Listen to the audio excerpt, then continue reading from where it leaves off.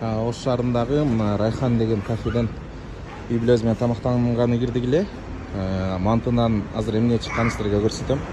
Анан азыр ашканасына да кирип көрсөтөм достор. Тамак пышыра турган жерлер.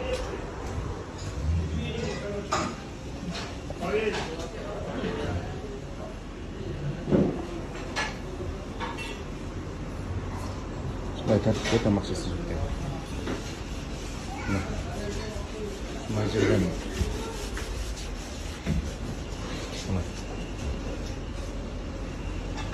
Умар даданын эмесин, бирок мына баш кийимди эми кие башташты. Мен сырттан эми келдим.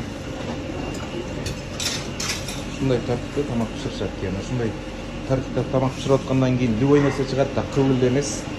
Жүн, мына. Санэпидемстанция эмнени карап атасыңар? Сырттарын көрсө жалтырайт.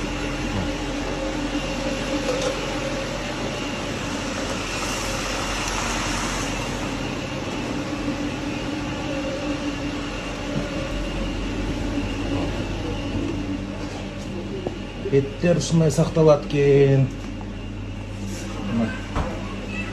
Канчалык деңгээлде санэпидемстанцияга жеткиребиз. Мына эч кандай перчатка жок, колунда баш кийим жок. Езип атат кол менен элечи. Шуну биз жеп атабыз күндө. Кичине текшерип койбойсуңар санэпидемстанция. Мына еттер.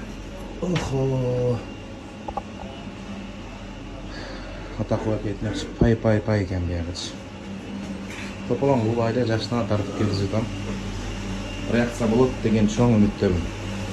Оштогу Райхан кафеси. Жетекчиси болосузбу? Неге мынау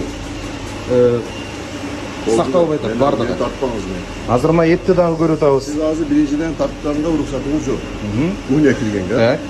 Эмне кирип атасыз үйүнө? Кандай? Үйүнө эмне кирип атасыз? Сиз эмне кирип атасыз? Баш кийимиңиз жок. Сизди көрүп мен кирип атам. Биздин жеген тамагыбыздан жүн чыгып атса, малдын эти, малдын жүнү, адамдын жүнү, жесин сакалыңыздын жүнү билбейбиз аны. Мен ошону канчалык деңгээлде бияк тазалык кармалып атат экен деп карасам, мына кол менен эзип атат этти. Кол менен эзет да. Кандай кол менен эзип? Перчатка кийиш керек колго. Баш кийим кийиш керек. О, биздин ката кечирим сурайбыз биз. Бирок мындай тартканыңыз кечиримди сиз башка жактан сурайсыз.